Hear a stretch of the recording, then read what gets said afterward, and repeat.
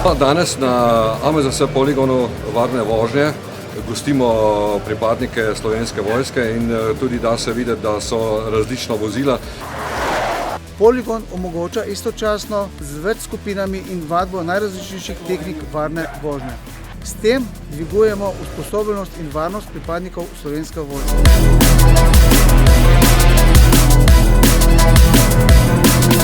Vozilo, ali je to terensko vozilo, ali je to bojno vozilo, ali je osebno vozilo, je neke vrste orodje vsakega posameznika. No in seveda obvladovanje vseh teh vozil, vsakega vozila posebej je tisto, ki je pomembno, da vedno pridemo na cilj, ali je to na cesti, v prometu, ali pa na nekih drugih površinah oziroma nekih drugih okoliščinah, ki so pomembne, da vedno pridemo na cilj.